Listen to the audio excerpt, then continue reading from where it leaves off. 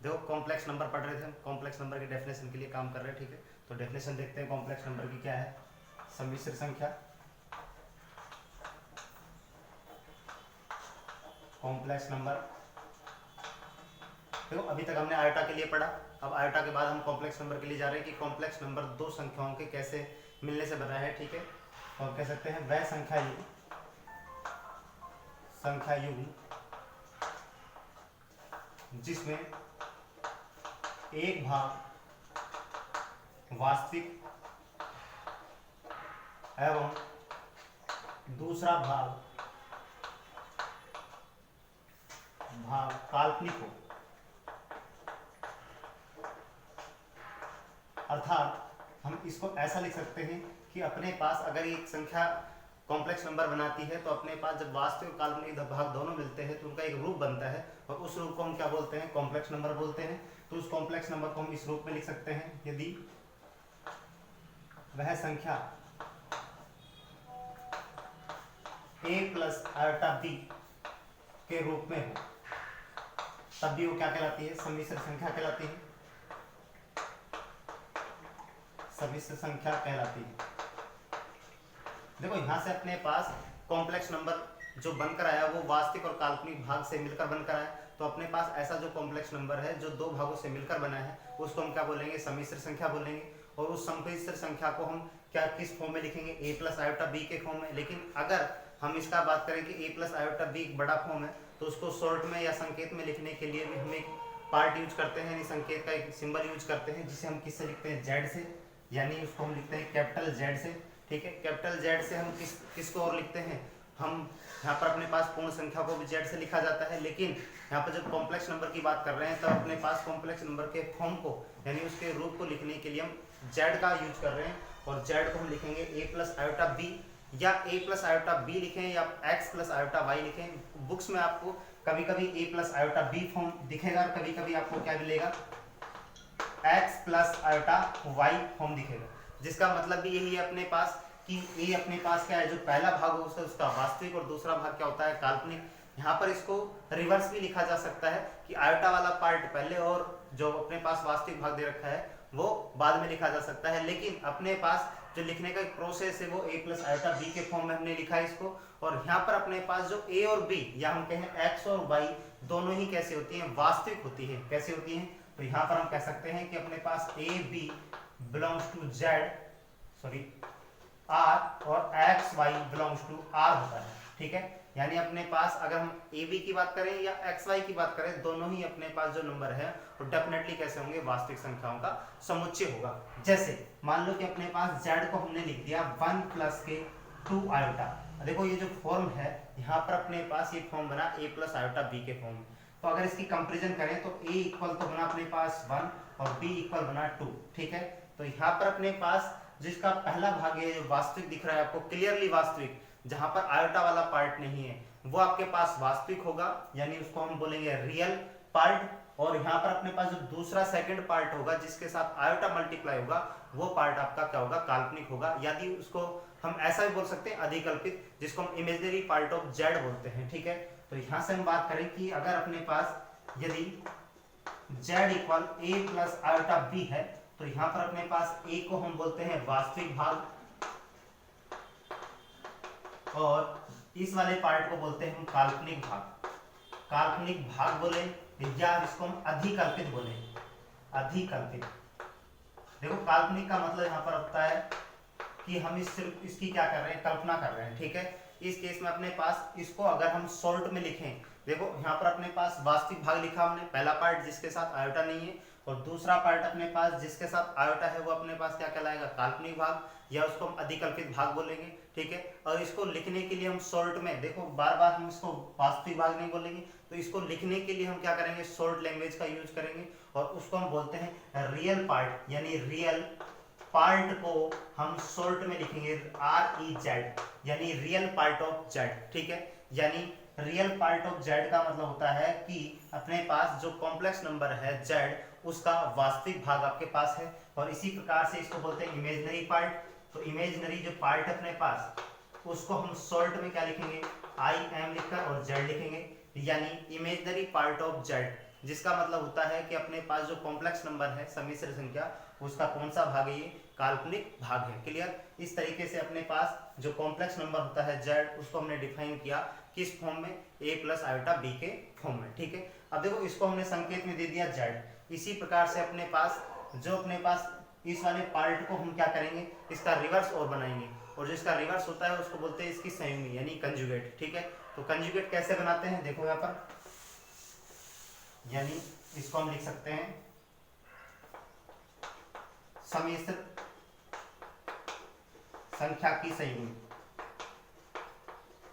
देखो इसका जो कंजुगेट बनता है वहां पर अपने पास जो कॉम्प्लेक्स नंबर है z, ठीक है, वो अपने पास होता है a प्लस आयोटा b, हम x प्लस आयोटा y बोले। ठीक है। तो यहाँ पर अपने पास जो कॉम्प्लेक्स नंबर होता है उसके जो अपने पास काल्पनिक भाग होता है उसका हम साइन चेंज कर देते हैं, यानी चिन्ह चेंज कर देते हैं। यहाँ पर अगर अपने पास प्लस है आयोटा का साइन तो माइनस करेंगे, माइनस है तो प्लस करेंगे। तो इसकी संयुग्मी को हम कैसे लिखेंगे भाई, वापिस हमें क्या करना पड़ेगा, एक संकेत देना पड़ेगा, और संकेत देने के लिए हम क्या करेंगे, z पर क्या लगाते हैं, बार लगाते हैं। तो इसका क्या बनाते हैं अपने पास, ये इसका संयुग्मी बन जाती है z की संयुग्मी। तो z बार से इसको शो करेंगे और अपने पास ये क्या बनेगा, a प्लस, यानी यहाँ पर अपने पास a माइनस आयोटा b बन जाता है। यानी अगर अपने पास a प्लस आयोटा b है तो उसकी जो संयुग्मी है वो a माइनस आयोटा b, अगर a माइनस आयोटा b है तो वो क्या बन जाती है, a प्लस आयोटा b। यानी हम कह सकते हैं कि आयोटा को हटाकर हम आयोटा के स्थान पर क्या रख सकते हैं, माइनस आयोटा रखें, तो अपने पास क्या बनकर आती है, उसकी संयुग्मी बनकर आती है। क्लियर। इसी तरीके से हम इसके अगर समुच्चय की बात करें, देखो अभी इसको थोड़ा सा डीपली पढ़ने वाले हैं। अगर हम बात करें कि सम्मिश्र संख्या का जो समुच्चय होता है वो क्या होता है, सम्मिश्र संख्या का समुच्चय। देखो सम्मिश्र संख्या का जो समुच्चय होता है यानी कॉम्प्लेक्स नंबर, और कॉम्प्लेक्स नंबर का जो सेट होगा उसको हम किससे डिनोट करेंगे, उसको हम संकेत में c से लिखेंगे। ठीक है। क्योंकि अपने पास C4 होता है कॉम्प्लेक्स। ठीक है। और इस कॉम्प्लेक्स नंबर के सेट को हमने किससे लिखा, C से। और इसका अपने पास जो फॉर्म होता है वो a प्लस आयोटा b, क्योंकि अपने पास जो a प्लस आयोटा b है वो कंप्लीट नंबर है। ठीक है। तो यहाँ से अपने पास क्या आ गया कि a प्लस आयोटा b जो डिफाइन किया गया है कि a b बिलोंग्स टू कहाँ से है, R से है, यानी a plus iota b such that, यानी इस प्रकार परिभाषित है कि a b belongs to R, जिसका मतलब है कि अपने पास जो a प्लस आयोटा b का फॉर्म दे रखा है वो एक कॉम्प्लेक्स नंबर है, और कॉम्प्लेक्स नंबर में अपने पास दो पार्ट दे रखे हैं a और b, वो दोनों कांस्टेंट वैल्यू किस में से हैं, वास्तविक संख्याओं के समुच्चय में से हैं। इस प्रकार हम कह सकते हैं कि जो वास्तविक संख्याओं का समुच्चय होता है वो डेफिनेटली कॉम्प्लेक्स नंबर में विद्यमान होता है। तो हम यहाँ पर ऐसा भी लिख सकते हैं कि इससे एक पार्ट हमें समझ में आता है कि R is subset of C, यानी जो वास्तविक संख्याओं का समुच्चय होता है, यानी अपने पास जो सेट होता है रियल नंबर्स का, वो क्या होता है, सबसेट होता है कॉम्प्लेक्स नंबर का, क्योंकि अपने पास प्रत्येक वास्तविक संख्या जो है वो कॉम्प्लेक्स नंबर में विद्यमान होती है। क्लियर। इसलिए अपने पास ये इसका सबसेट होता है, और जो C यानी कॉम्प्लेक्स नंबर है उसका क्या कहलाएगा, सुपर सेट कहलाएगा। क्लियर। यहां से आगे बढ़ते हैं। देखो अगर हम बात करें किसकी, कि अगर इसको हम संयुग्मी या कॉम्प्लेक्स नंबर को हम कृमित युग्म के रूप में लिखें, यानी एक सेट ऐसा बनाए कि इसको लिखने का जो तरीका है वो बिंदु रूप में लिखें, तो बिंदु रूप में अपने पास पॉइंट फॉर्म कैसे बनेगा, देखो इस तरीके से इसको हम लिख सकते हैं कि सम्मिश्र संख्या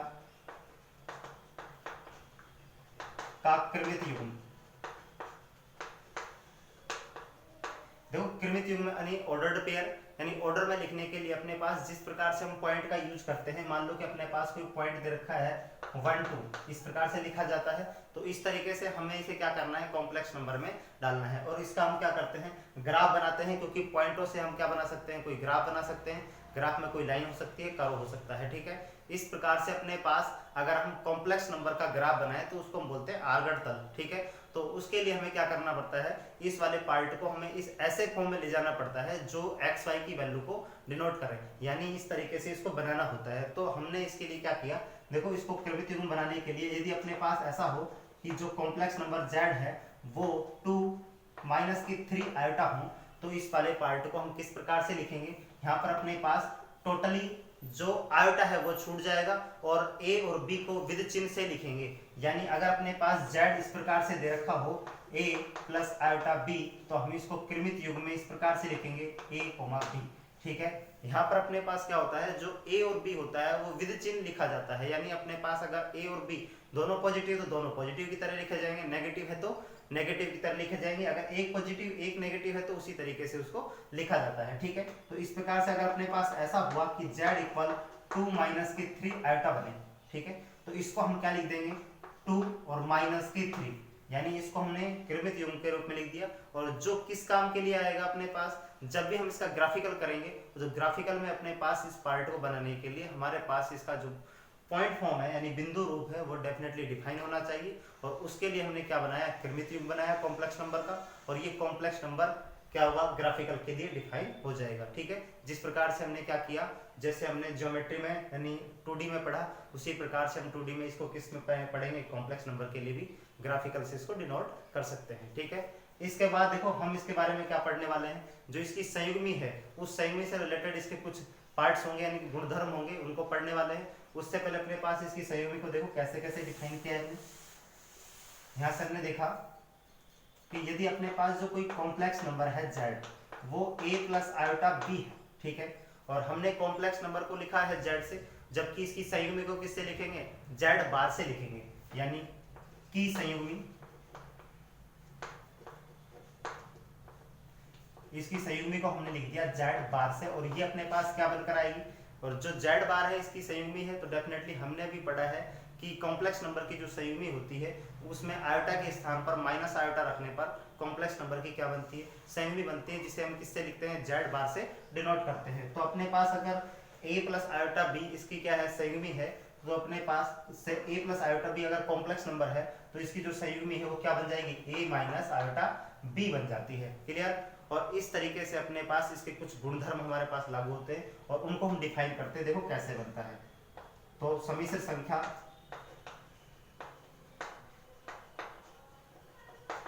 की संयुग्मी के गुणधर्म, देखो इसके गुणधर्म अपने पास कैसे बनेंगे। देखो अगर अपने पास पहले बात करें हम कि z प्लस z बार अगर ये पार्ट बनकर आया तो किस प्रकार से बनेगा।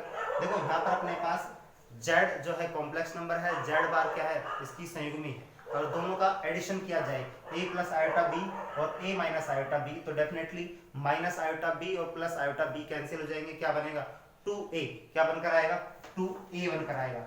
लेकिन इसको हम a नहीं लिखेंगे क्योंकि अपने पास ये जरूरी नहीं है कि आपको a प्लस आयोटा b के फॉर्म में मिले, ठीक है, लेकिन इसको हम एक नाम दे सकते हैं कि ये अपने पास किसी कॉम्प्लेक्स नंबर का क्या है, अपने पास रियल पार्ट है। ठीक है, तो इस तरीके से इसको हम लिख सकते हैं कि ये रियल पार्ट ऑफ क्या है, z है। क्लियर, इसको हम क्या लिख सकते हैं, इसका रियल पार्ट ऑफ z लिख सकते हैं। क्लियर, देखो दोनों को ऐड करेंगे तो अपने पास क्या बनकर आएगा, देखो एक एग्जांपल ले सकते हैं यहाँ पर कि z इक्वल दे रखा है 2 माइनस के आयोटा, z बार इक्वल दे रखा है 3 प्लस के आयोटा, इसकी संयुग्मी 2 प्लस के आयोटा। ठीक है, तो यहाँ से अपने पास क्या बनकर आएगा, z प्लस z बार इक्वल बनकर आया 2 माइनस के आयोटा प्लस 2 प्लस के आयोटा, तो आयोटा से आयोटा कैंसिल हो जाएगा, क्या बनकर आया 4। लेकिन ये जो 4 है ये अपने पास डेफिनेटली कॉम्प्लेक्स नंबर का पार्ट है, और कॉम्प्लेक्स नंबर का पार्ट कितना है, जो उसका रियल पार्ट है उसका कितना है, डबल है।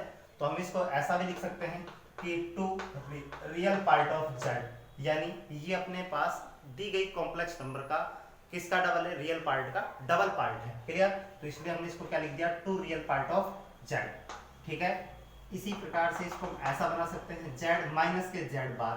देखो अब की बार अपने पास क्या होगा, जैसे हम a प्लस आयोटा b करेंगे तो हमने यहाँ पर लिखा a प्लस आयोटा b, और इसमें हम क्या लिखेंगे, इसकी संयुग्मी माइनस कर देंगे, तो इसकी संयुग्मी अपने पास क्या थी, a माइनस आयोटा b।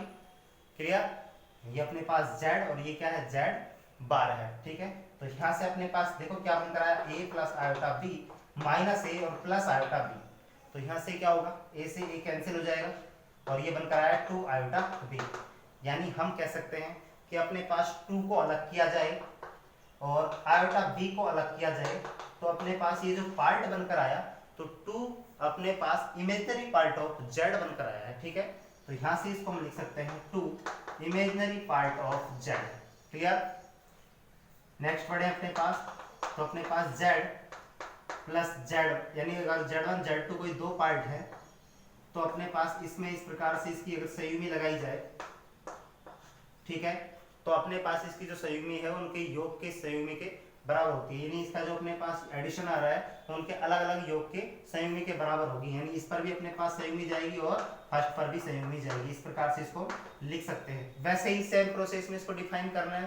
देखो Z1 और Z2, मान लो कि अपने पास ये Z1 है और दूसरा पार्ट हम मान लेते हैं Z2, कोई भी दो कॉम्प्लेक्स नंबर ले और उनको वैल्यू को हम डिफाइन करें तो अपने पास क्या बनकर आएगा, यहाँ पर अपने पास Z1 और Z2 को दोनों को अलग जो संयुग्मी बनेगी उनके एडिशन के इक्वल होगा। क्लियर। इसी प्रकार से यहाँ पर माइनस वाला पार्ट चलता है, Z1 माइनस के Z2, ये भी अपने पास इस प्रकार बना और इसको भी हम क्या लिख सकते हैं, Z1 बार माइनस के Z2 बार लिख सकते हैं। क्लियर। आगे हम पढ़े तो अपने पास इसकी हमने पार्ट पढ़े संयुग्मी और संयुग्मी लिख के ये वैल्यू बना रहे, ठीक है। तो देखो आगे का जो गुणधर्म है देखो कैसे बनता है। मान लो कि Z और अगर हमने पास Z1 Z2 दे रखे हैं और अपॉन में दे रखे हैं और उस पर बार लगा रखा है टोटल पर, तो अपने पास क्या होगा यहाँ पर कि जो टोटल पर बार है वो दोनों पर क्या हो जाएगा, डिस्ट्रीब्यूट हो जाएगा और यहाँ पर अपने पास क्या बनकर आएगा, Z1 बार बाई Z2 बार, ठीक है। और यहाँ पर एक कंडीशन होती है कि Z2 इज नॉट इक्वल 0, यानी यहाँ पर अपने पास जो नीचे वाला पार्ट है वो कभी भी 0 नहीं होना चाहिए। ऐसी कंडीशन हमने पढ़ी है, चाहे वो कॉम्प्लेक्स नंबर हो चाहे वो रियल नंबर हो, उस केस में अपने पास जो वैल्यू है वो डिफाइन नहीं हो पाती है, ठीक है, इनफाइनाइट नंबर बनाती है। इस केस में अपने पास जब भी अपने पास डिनोमिनेटर बनेगा नीचे वो कभी भी 0 नहीं बनना चाहिए, इस केस में अपने पास वो डिफाइन नहीं होगा। क्लियर। नेक्स्ट हम अगर पढ़े यहाँ पर थोड़ा सा तो इसको हम ऐसा लिख सकते हैं कि अगर मान लो कि Z संयुग्मी पर अगर वापिस बार लगा दिया जाए तो हम देखें तो यहाँ पर क्या बनकर आएगा, अपने पास वापिस से Z बन जाता है। देखो कैसे डिफाइन करें। अगर मान लो कि अपने पास Z दे रखा है a प्लस आयोटा b और इसका Z बार आपको दे रखा है a माइनस आयोटा b बनकर आएगा और वापिस अगर Z बार का हम क्या बना दें, संयुग्मी बना दें, क्या बना दें, Z बार की संयुग्मी बना दें, तो डेफिनेटली वो क्या बनकर आएगा, a प्लस आयोटा b बनकर आएगा और यही पार्ट अपने पास क्या होगा, ये वापिस Z बनकर आ जाता है। यही इसकी क्या है अपने पास, इसकी संयुग्मी है। क्लियर। देखो इसकी संयुग्मी मैंने पढ़ा कि Z बार इसके होता है 2 रियल पार्ट ऑफ Z, ऐसे माइनस के लिए बन जाएगा 2 इमेजिनरी पार्ट ऑफ Z, ठीक है। और अगर अपने पास इनके योग और अंतर पर अगर बार लगाया जाए तो वो डिस्ट्रीब्यूशन हो जाएगा अलग अलग, और इसी प्रकार से डिवाइड में हो तब भी अपने पास अलग अलग होगा, लेकिन डेफिनेटली ये वैल्यू आप गौर करने वाली बात है कि नीचे वाला जो पार्ट है वो कभी भी 0 नहीं हो सकता है। Z पर Z का बार लगाएंगे वापिस तो अपने पास रिवर्स वैल्यू आ जाएगी। एक वैल्यू और अपने पास जिसको हम डिफाइन करते हैं, देखो यहाँ पर अपने पास देखें तो Z बार जो होता है वो क्या होता है अपने पास, ये आपके पास फॉर्मूला है जो आपके फॉर्मूला काम भी आएगा, ठीक है।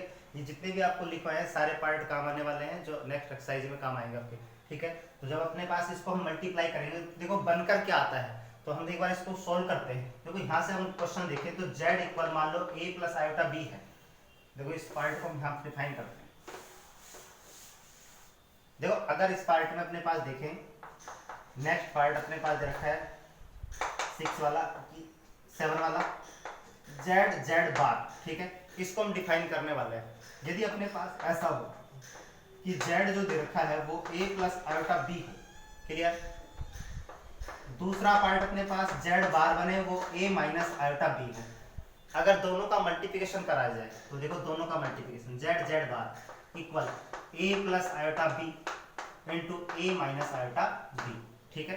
तो देखो हमने दोनों को क्या करा दिया, मल्टीप्लिकेशन। ये अपने पास Z है और ये क्या है, Z बार है, ठीक है। तो दोनों को मल्टीप्लिकेशन कराएंगे तो एक बार प्लस बन रहा है एक बार माइनस। डेफिनेटली ये वाला जो पार्ट है वो a square minus b square के फॉर्मूले में जा रहा है जो एक बार प्लस एक बार माइनस दे रहा है, ठीक है। तो इसमें अपने पास जो वैल्यू बनकर आएगी वो क्या बनेगी, a का स्क्वायर और माइनस आयोटा b का होल स्क्वायर, ठीक है। और यहाँ से अपने पास क्या बनकर आया, a square minus iota square b square, clear. अब हमने यहाँ पर जो वैल्यू पढ़ी है आयोटा स्क्वायर की वो वैल्यू क्या होती है, -1, क्योंकि आयोटा स्क्वायर की वैल्यू क्या हुई, -1। इस तरीके से अपने पास ये क्या बनकर आया, a square plus b square बनकर आया, ठीक है। तो यहाँ से हम लिख सकते हैं कि ये अपने पास जो पार्ट है कि ये रियल पार्ट का अपने पास स्क्वायर बना और ये क्या बना अपने पास किसका पार्ट बना, जो इमेजिनरी पार्ट का स्क्वायर बन रहा है। लेकिन इस पार्ट को हम किस तरीके से डिफाइन करेंगे, यहाँ पर अपने पास इसको हम एक पार्ट और लिखेंगे जिसमें हम रियल पार्ट ऑफ Z का square plus imaginary part of Z का स्क्वायर लिखेंगे, ठीक है। यानी ये वाले जो पार्ट बनकर आए हैं वो किसका रिजल्ट है, रियल पार्ट ऑफ जेड और इमेजिनरी पार्ट ऑफ जेड के होल स्क्वायर से बनकर आया है। तो हम इसको लिखेंगे रियल पार्ट ऑफ जेड का whole square plus imaginary part of Z का होल स्क्वायर, यानी ये ए स्क्वायर बना और ये बी स्क्वायर बना, जिनका योग बनकर आएगा। अब बात करेंगे कि यहाँ पर हमने इसको लिखा है कि बी वाला पार्ट है ये, जबकि ये आयोटा बी है, ठीक है। तो आयोटा बी का जब स्क्वायर करेंगे तो भी अपने पास डेफिनेटली वैल्यू क्या आएगी, यहाँ पर स्क्वायर करेंगे तो भी पॉजिटिव हो जाएगा, ठीक है। तो ये अपने पास बनकर आया रियल पार्ट ऑफ जेड का whole square plus imaginary part of Z का। लेकिन इससे एक पार्ट और बनकर आता है जिसको हम लिखेंगे मोड जेड, स्क्वायर लिखेंगे, लेकिन ये पार्ट अपने पास मोड जेड होता है। लेकिन मोड जेड होता क्या है उसके लिए अपने पास आगे इसको डिफाइन करेंगे। क्लियर?